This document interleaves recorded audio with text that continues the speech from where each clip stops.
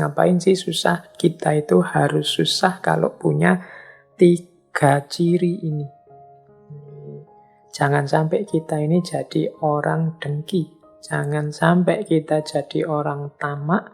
Jangan sampai kita seneng kalau kita berdosa tapi lepas dari hukuman.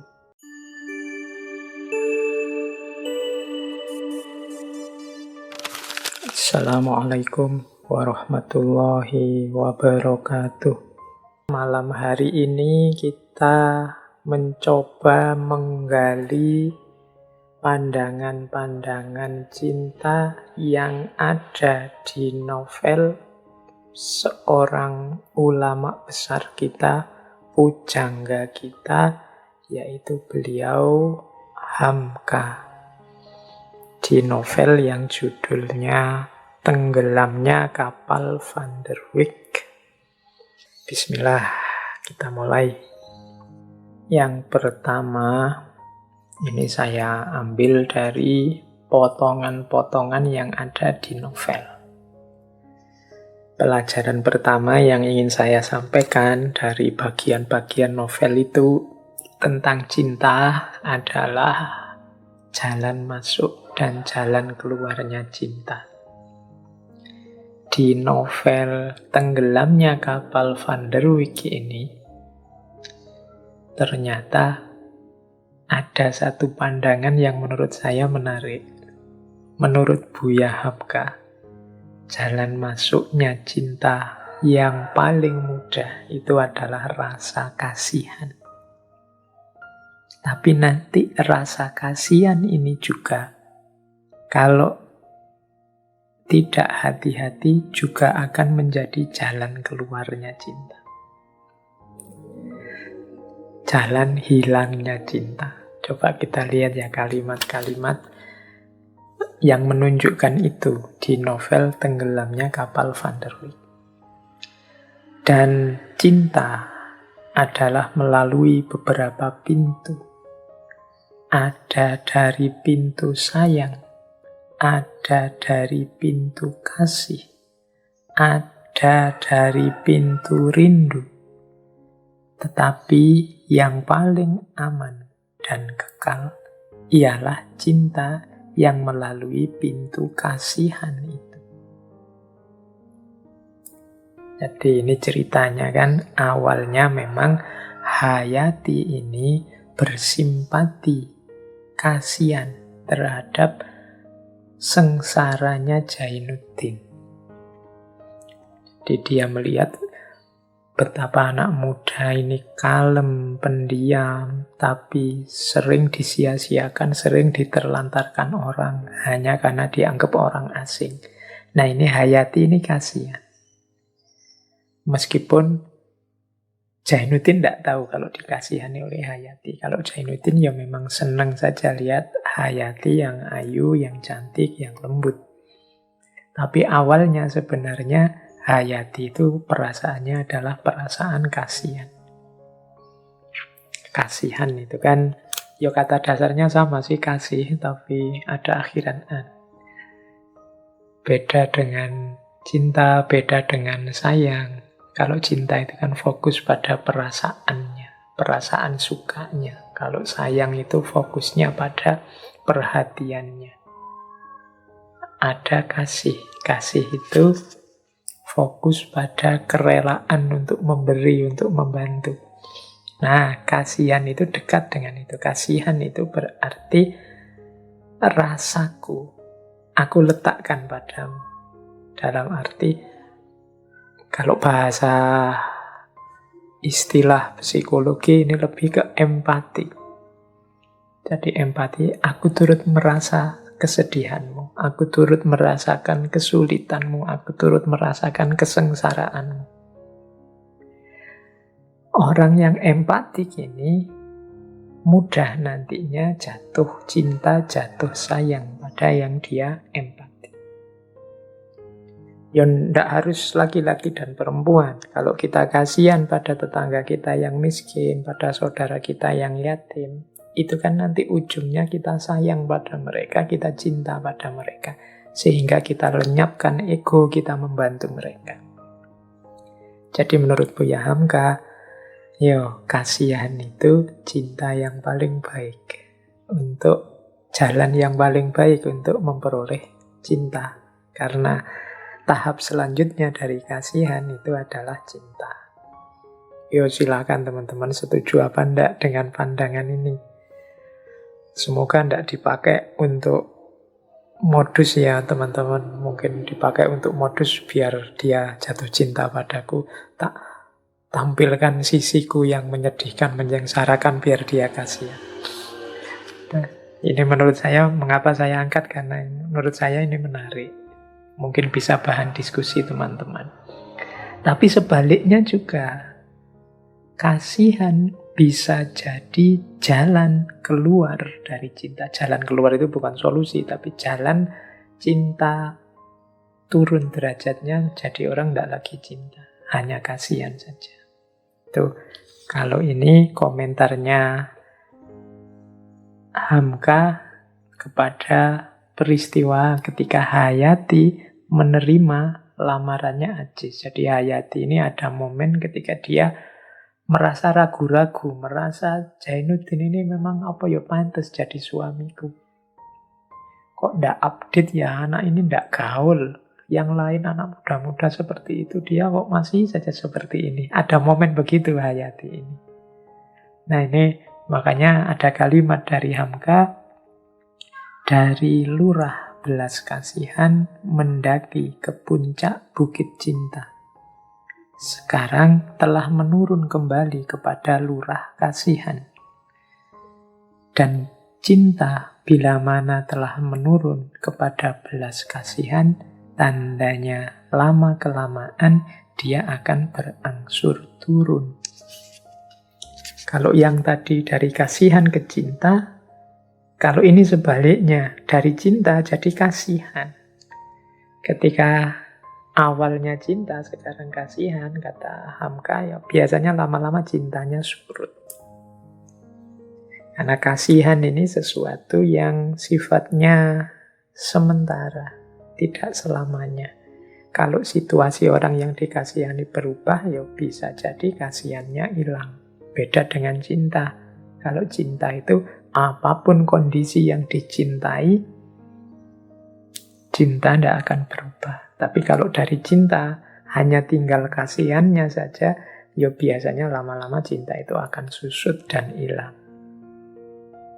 Jadi jalan masuk dan keluarnya ternyata sama, yaitu rasa kasihan.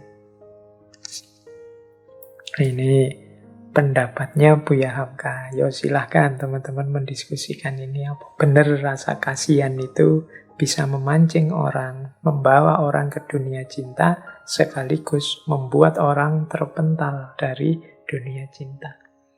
Hayati tadi, ketika dia tahu asiknya kehidupan anak muda kota sebagaimana diperagakan oleh Ajis dan kawan-kawannya, dia kasihan melihat Jainuddin.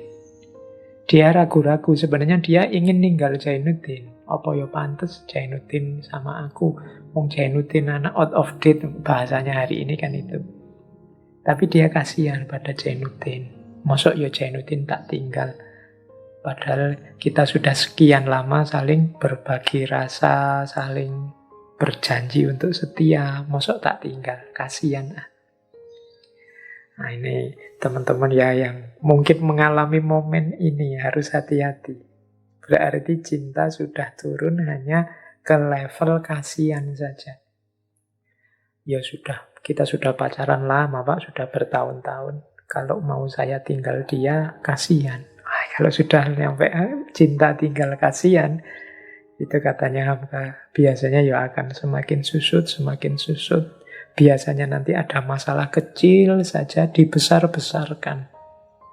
Seolah-olah itu problem yang besar yang tidak bisa dimaafkan. Padahal itu problem kecil saja. Itu berarti mungkin selama ini sedang ngempet. Hanya kasihan saja mau ninggal kok tidak tega. Khawatir dianggap dia tidak setia. Baik, ini Menurut saya penting pelajaran pertama untuk bahan refleksi. Wajah cinta kita dalam hidup ini seperti apa? Oke, ini yang unik.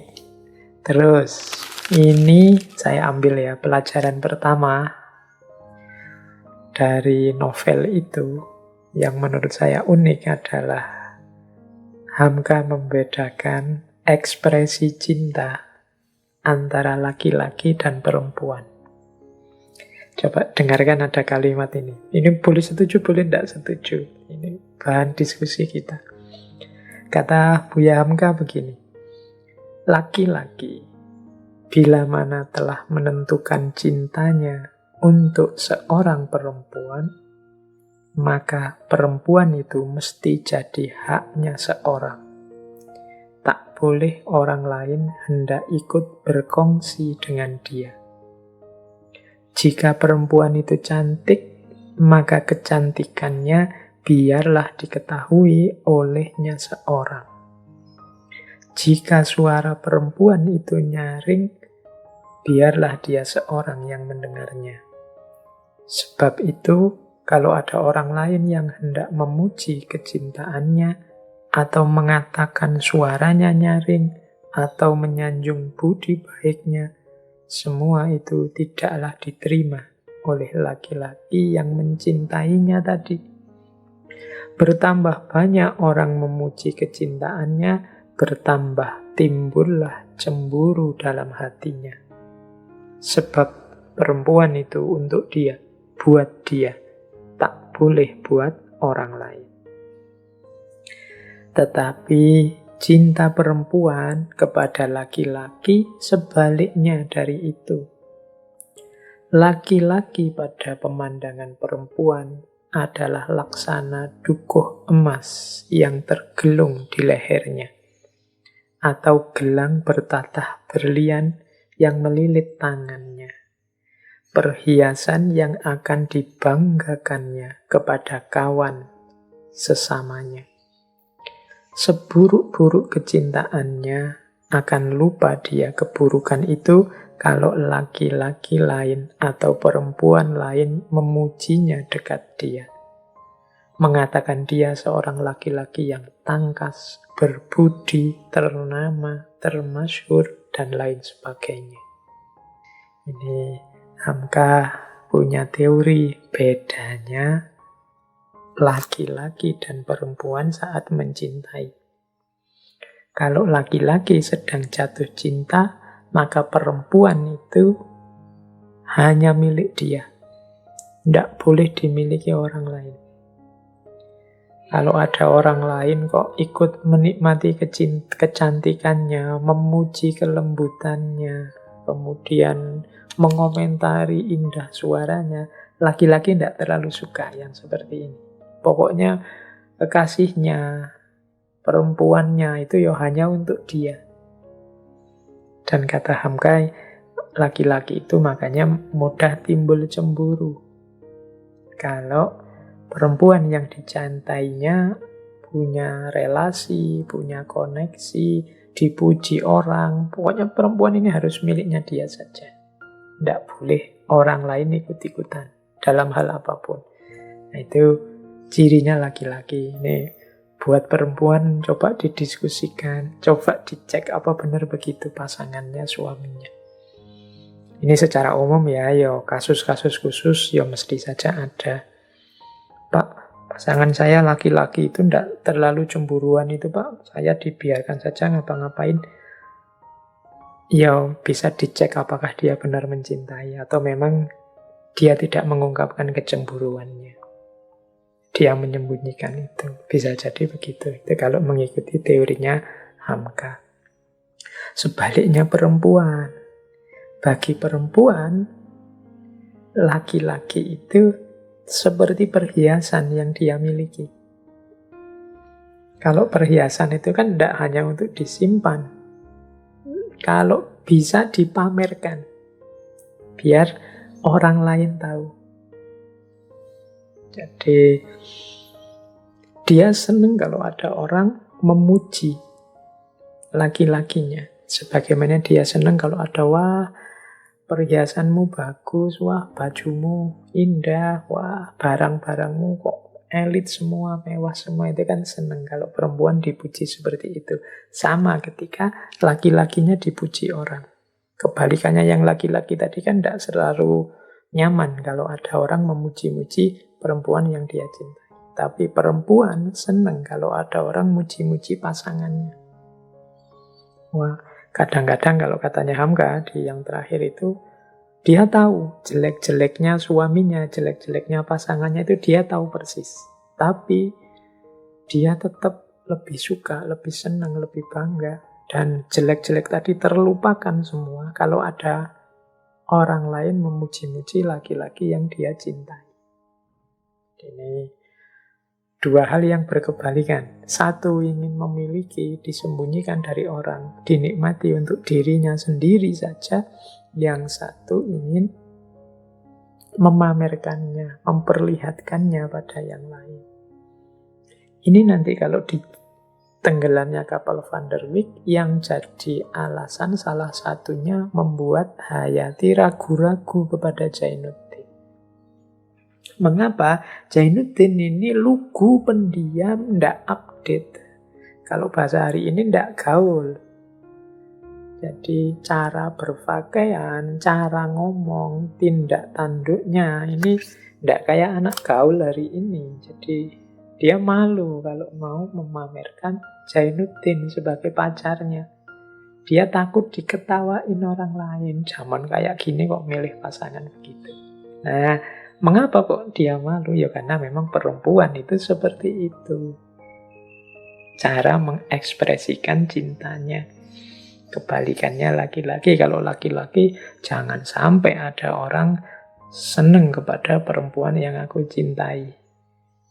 Termasuk memuji-muji, termasuk dekat-dekat, dan lain sebagainya.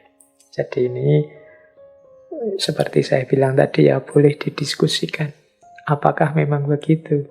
Bedanya cinta laki-laki dan cinta perempuan. Atau ya untuk mengukur kehidupan kita sehari-hari, yang laki-laki begitukah cintamu? Dan yang perempuan begitukah cintamu? Terus, ini yang saya sebut pelajaran sisipan. Menarik dari narasi utama novel Tenggelamnya Kapal Van der Wijk. Ada lagi pelajaran sisipan selanjutnya.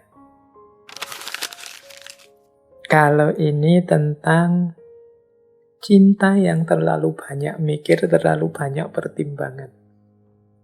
Sehingga akhirnya kesalip oleh orang lain. Ada kalimat begini. Bagi setengah orang, mencari istri amat sukar dan payah. Mesti bercinta-cintaan lebih dahulu. Bagi setengah orang, dipandangnya perempuan yang akan jadi istrinya itu laksana gunung tinggi yang payah mendaki. Sehingga dia mundur maju hendak menyatakan pinangannya kepada perempuan itu atau kepada keluarganya. Padahal di pihak yang lain, perempuan senantiasa pula menunggu. Sehingga lantaran tunggu ketunggu, umur pun berjalan juga. Cita-cita habis di tengah. Tiba-tiba datang orang lain yang tidak banyak perhitungan, tidak banyak pikir, dia meminang lebih dahulu. Sehingga maksudnya langsung, dan yang mempunyai cita-cita tinggal menggigit jari.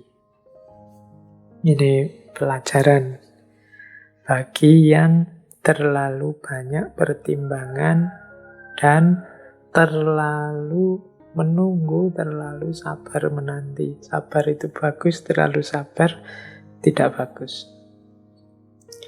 Cinta memang jangan kehilangan akal sehat.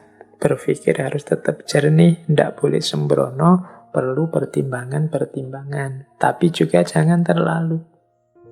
Terlalu lama berpikir, akhirnya serba ragu. Karena terlalu lama ragu, tidak maju-maju. Umur semakin bertambah, akhirnya ditikung orang. Ada yang nikung tengah jalan, ndak pakai mikir langsung ngelamar, orang tuanya yang nunggu-nunggu anaknya kok ndak ada yang meminang, ada yang ngelamar, ya diterima.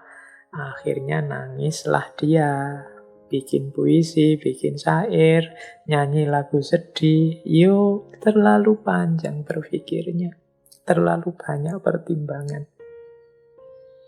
Ada yang bilang orang itu kadang-kadang kalau terlambat menikah biasanya tambah lambat. Karena pertimbangannya tambah banyak, karena dia tambah dewasa, tambah pinter, mikir macem-macem. Kalau sudah nikah, mau dikasih makan apa, nanti aku cocok apa enggak sama dia. Dia sio apa, aku sio apa, dia yin apa yang, dia mikirnya tuh, akhirnya enggak maju-maju, ya wes, disalib orang, ditikung orang. Akhirnya nangis juga. Nah, ini pertimbangan juga ya untuk teman-teman. Mungkin yang sudah cukup umur, sudah punya andalan, ya pekerjaan tetaplah. Tidak harus yang sampai nunggu kaya raya, punya rumah, punya mobil sendiri. Kalau memang sudah ada calon, sudah ada yang bisa diandalkan, sama-sama punya rasa, tidak usah menunggu, jalan saja menikahlah. Ya, memang mungkin ada bayangan-bayangan nanti sulit ini, nanti susah itu. Tidak ada yang tidak ada kesulitannya dalam hidup ini, apapun itu. Maka kalau memang sama-sama suka, kemudian perangkat sarana prasarananya siap, menikahlah. Kalau dalam agama itu kan ada, itu dulu saya jelaskan di sesi pernikahan, kapan seseorang wajib menikah, kapan seseorang sunnah menikah, tapi ada kalanya memang masih makruh, bahkan haram menikah. Ada situasi-situasi yang menuntut itu. Maka teman-teman, ya silahkan. Teori sudah banyak, tidak usah mikir sendiri yang terlalu jelimet. Kalau memang sudah ada kecocokan, jalanlah, menikahlah. Ini juga menurut saya pelajaran sisipan. Jadi tentang pertimbangan dan penantian. Yang perempuan juga begitu.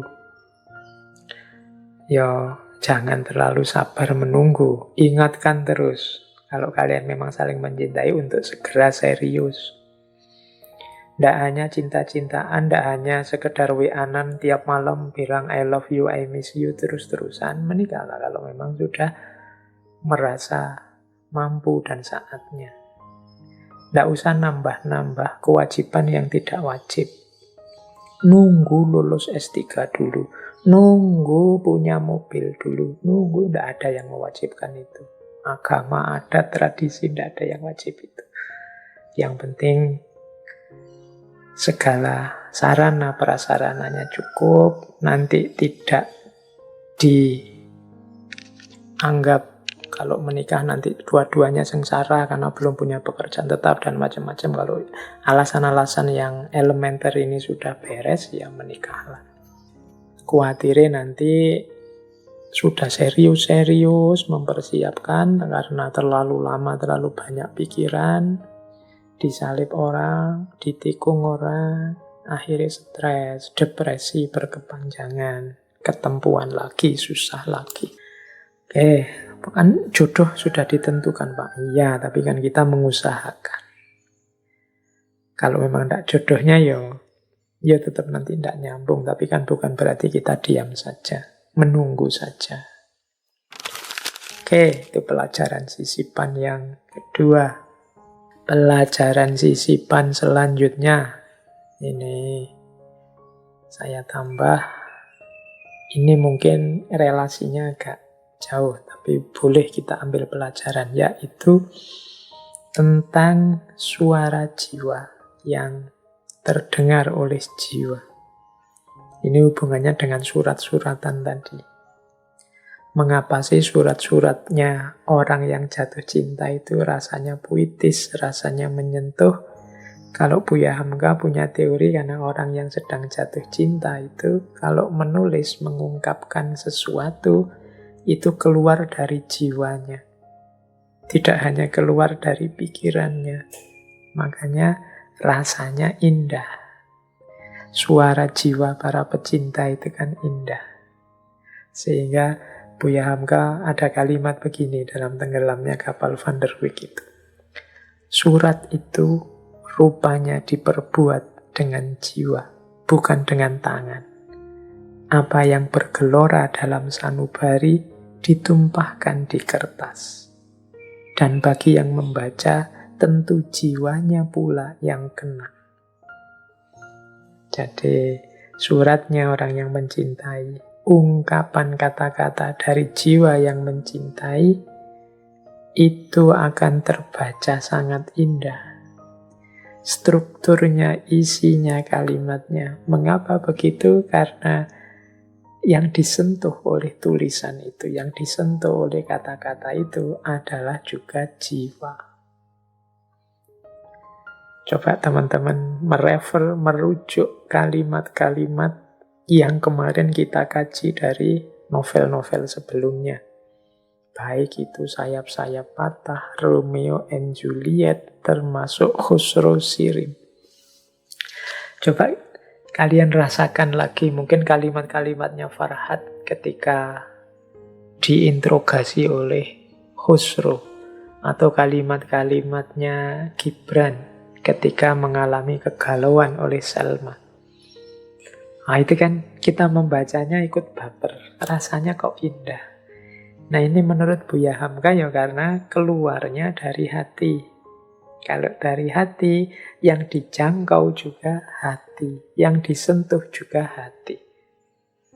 Maka sebaliknya kalau jiwa kita tidak peka atau jiwa kita keruh, pikiran kita sedang keruh, tidak jernih, jiwa yang ada dari tulisan-tulisan itu ya tidak bisa menyentuh jiwa kita. Atau kita ada di frekuensi yang berbeda dari sentuhan jiwa tadi. Di frekuensi yang berbeda itu mungkin kita sedang kemerungsung mau apa, atau sedang marah karena apa.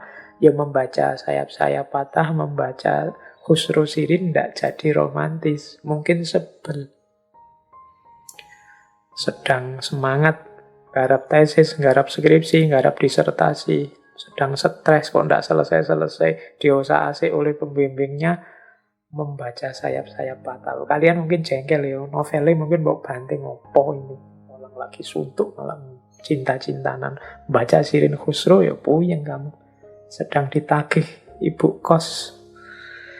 Bulananmu kok tidak bayar-bayar, itu kan suntuk. Tiba-tiba membaca Romeo and Juliet, itu kan lahirnya mesti sebel. Karena kalian tidak ada di frekuensi yang sama.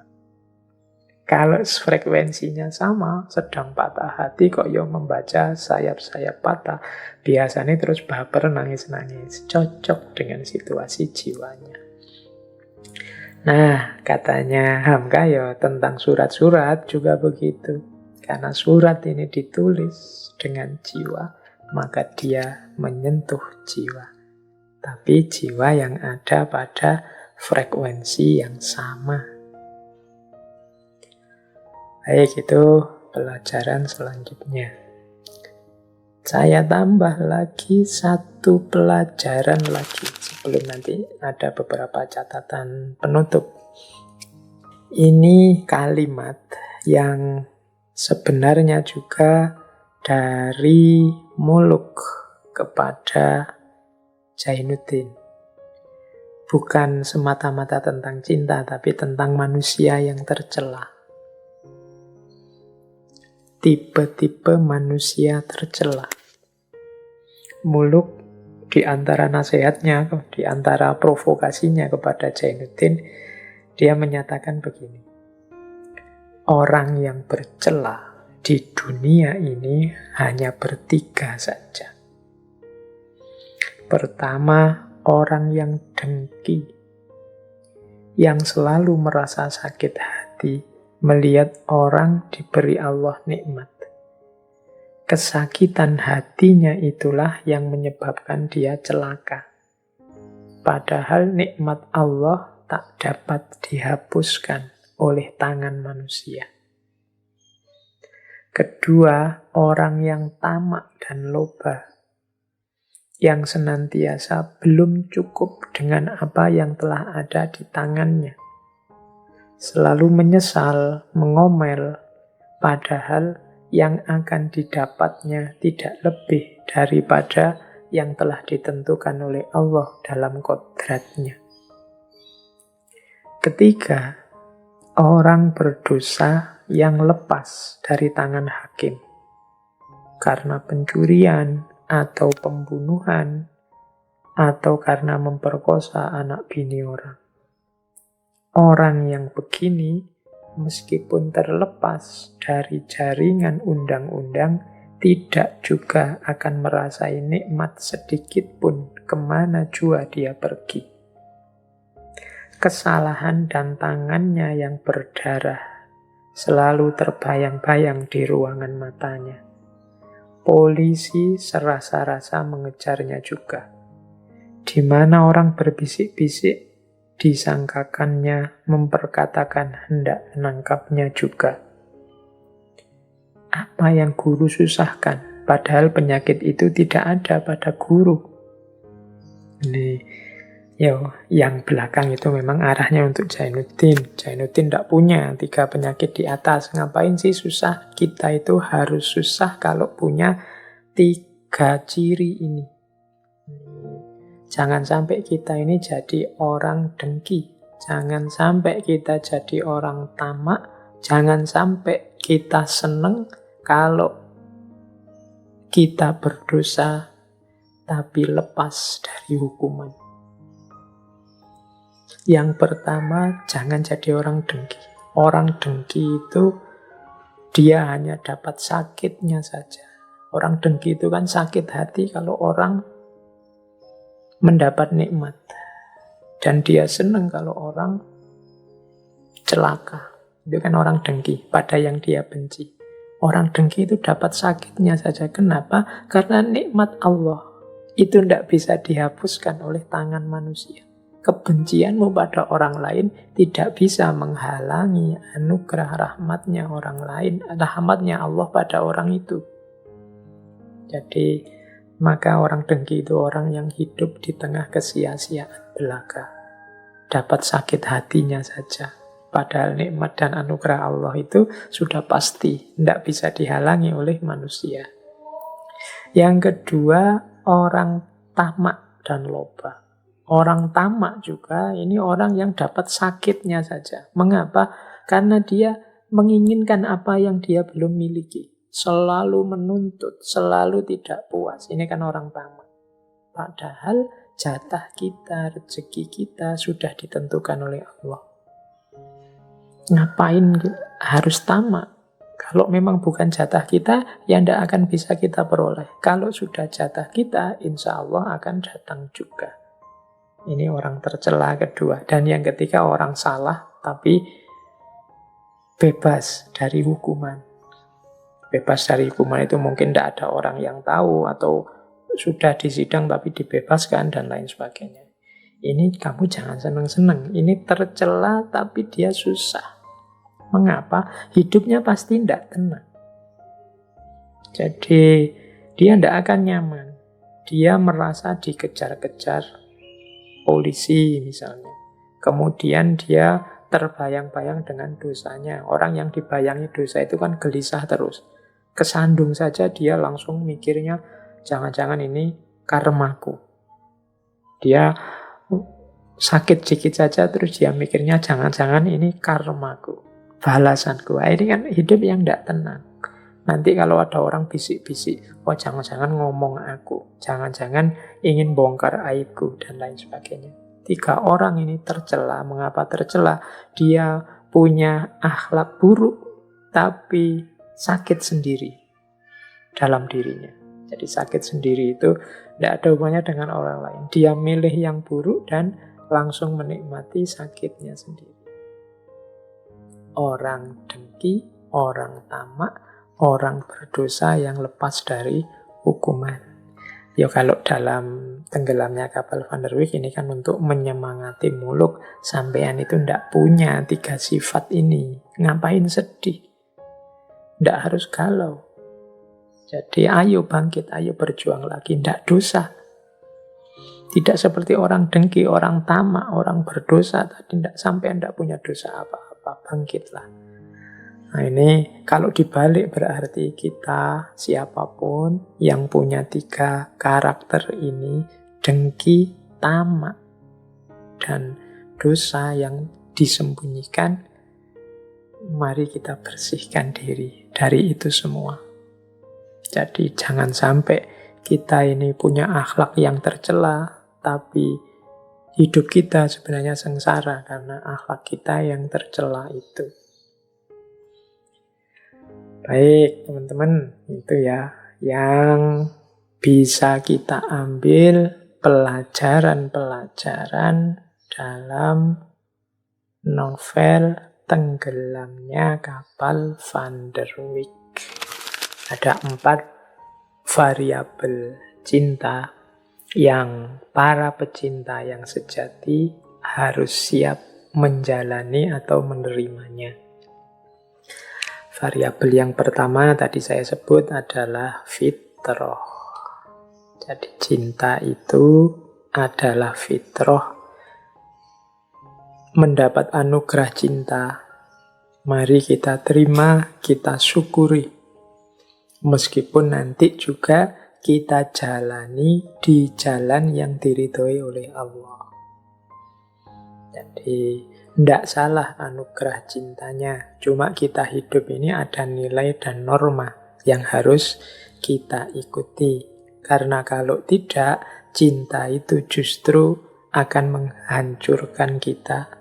Kalau kita tidak mengikuti nilai dan norma, kita justru merendahkan cinta kita sendiri. Kita menjatuhkan cinta kita ke level yang paling bawah. Kemarin-kemarin ini kan rame itu kasus pelakor lah, kasus macam-macam itu.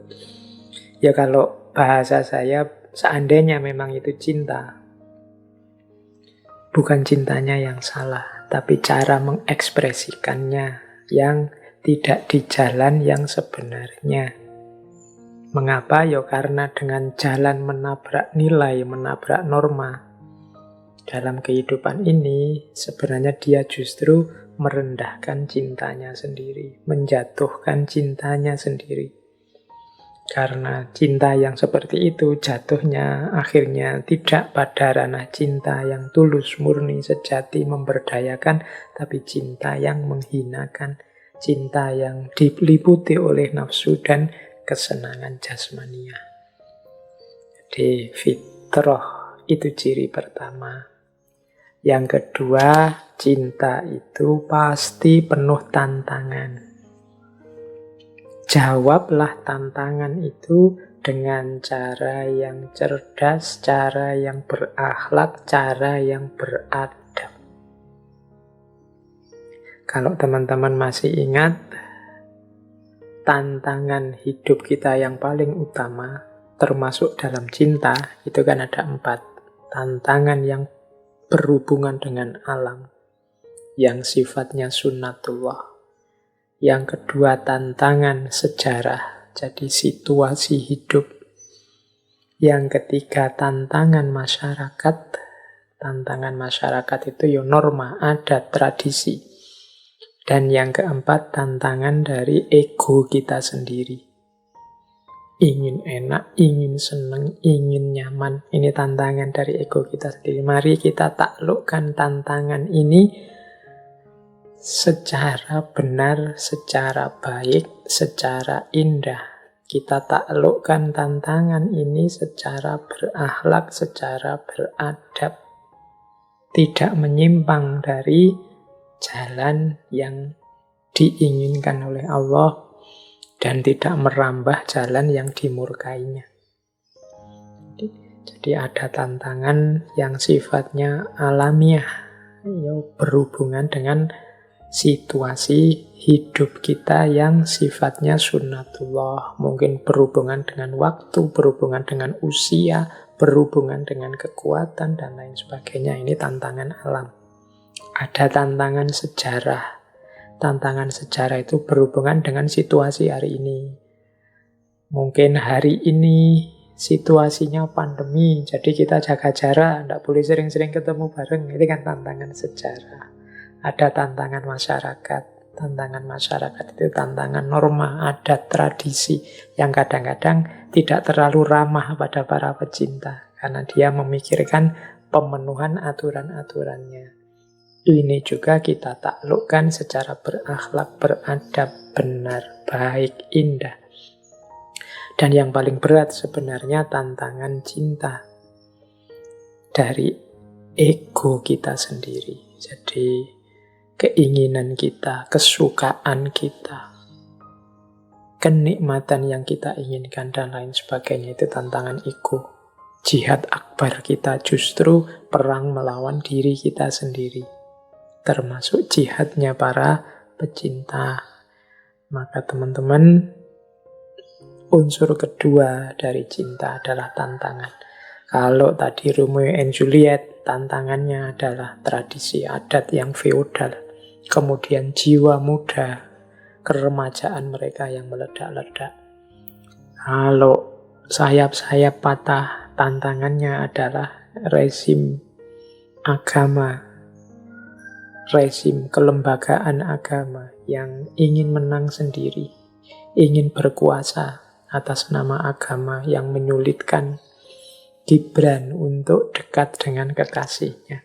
Dan juga jiwa Gibran yang introvert, tidak ingin terang-terangan menyatakan perasaannya. Dengan bagi saya, bahasa saya ego tadi. Kalau Khusro Shirin ini lebih kompleks lagi, tantangannya macam-macam, sejarah, masyarakat, juga ego. Hari ini kita belajar juga tenggelamnya kapal Van der Wijk. Di situ ada tantangan dari budaya, dari tradisi. Juga tantangan dari kepribadian masing-masing. Tantangan kita selesaikan, kita carikan solusi lewat unsur yang ketiga, yaitu perjuangan. Perjuangan cinta kita, saya bilang tadi, tetap dijalankan dalam koridor kebenaran, keindahan, dan kebaikan. Dengan cara yang berakhlak sekaligus beradab. Jangan lupa, pastinya dalam perjuangan ada pengorbanan. Kalau tidak berani mengambil resiko berkorban, ya cinta kita tidak akan sukses. Karena itulah sunnatullahnya. Itu garis-garis bawah dari narasi-narasi tentang cinta dan patah hati dari novel-novel yang kita jelajahi bulan ini. Terakhir, saya ingin menyampaikan ada 4 hal yang jangan sampai hilang cerita cinta apapun yang kita jalani dalam hidup ini. 4 hal ini akan jadi kunci lurus tidaknya jalan hidup kita dalam cinta. Saya tidak akan menjelaskan panjang lebar, saya baca saja kata-katanya, teman-teman merenunginya sendiri.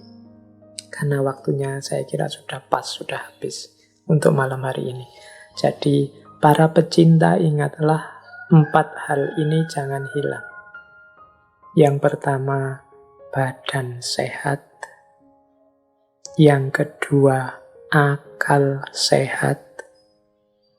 Yang ketiga, nilai-nilai dalam hidup.